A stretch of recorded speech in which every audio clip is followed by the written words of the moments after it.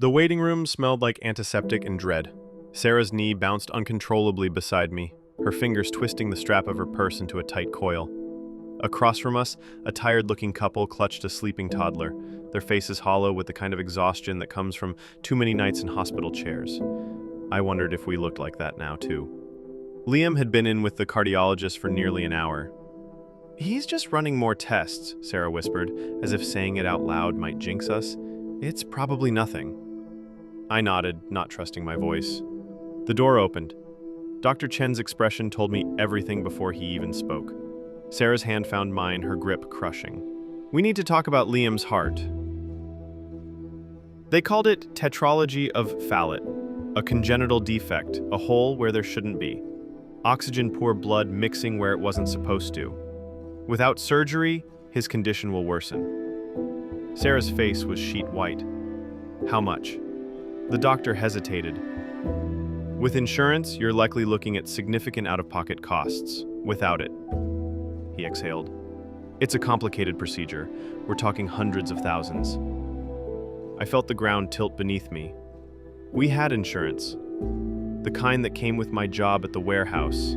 High deductible, laughable coverage. The kind that made pharmacists wince when they ran our cards. Sarah's voice was thin. "When does he need it?"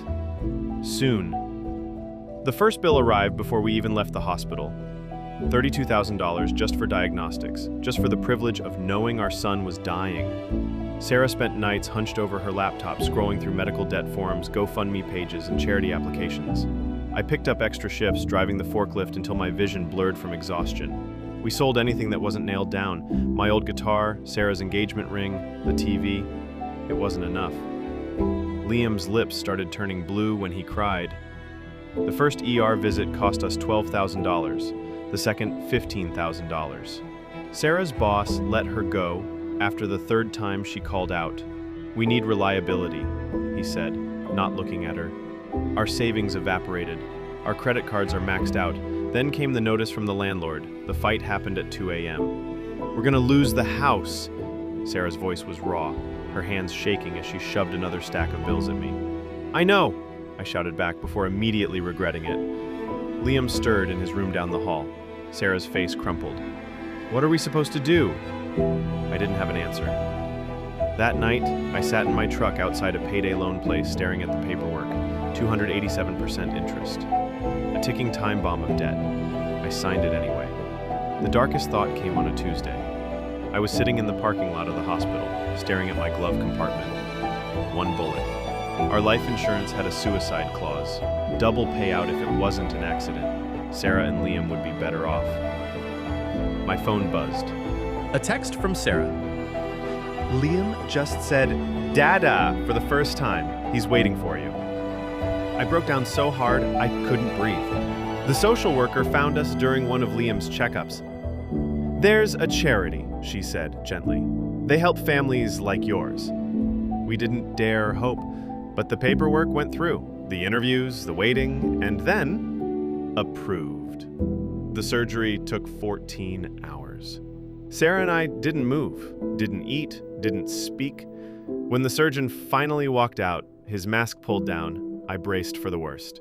"He's okay." Sarah collapsed against me. For the first time in a year, I felt like I could breathe.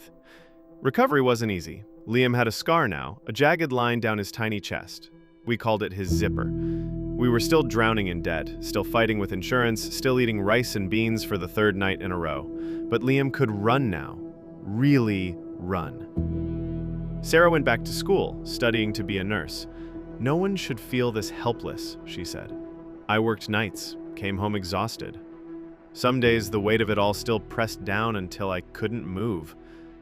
But then Liam would crawl into my lap, press his ear to my chest, and say, "We match, Daddy."